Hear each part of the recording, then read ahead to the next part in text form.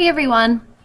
Today we're going to talk about integrating quotations into sentences. If you can find that handout, please pull that out. We are going to look at the 4 different methods to embed textual evidence into your sentence structure.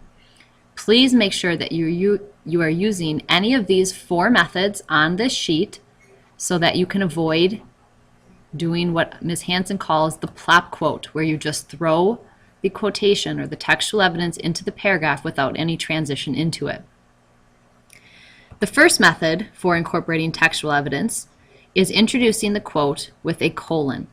This means that you need a complete and full sentence before the actual textual evidence, colon, and then the actual textual evidence itself.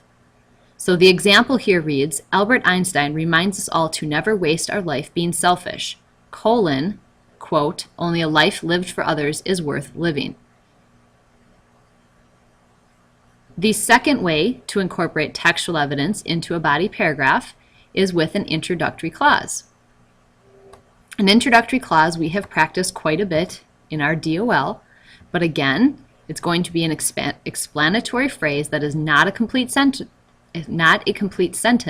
separated from the quotation. It might say things such as says, said, thinks, believes, pondered, recalls, questions, asks, and many more. You need to make sure that you use a comma when you introduce that introductory clause.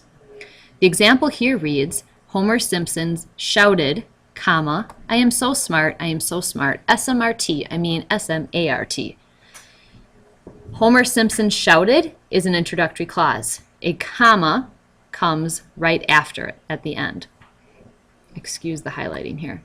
This is where the comma is right there. The third way to incorporate textual evidence into your sentence structure is by adding the word that to your introductory clause.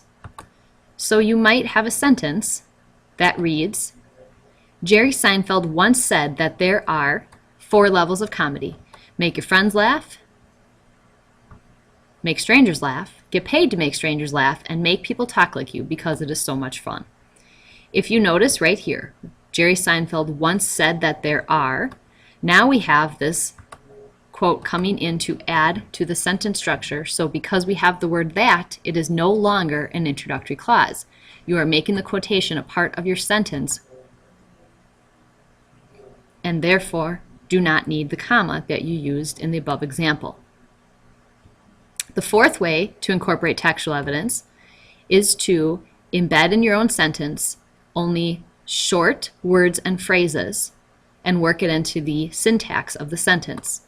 So in this case, you're only going to use short quotations and then punctuate as if you would normally do so in the rest of the sentence. So an example here reads, an Irish saying reminds us that friends that gossip about you may also be friends that gossip with you may also be friends that gossip about you. We are only quoting here 3 words from this textual evidence, as you can see here.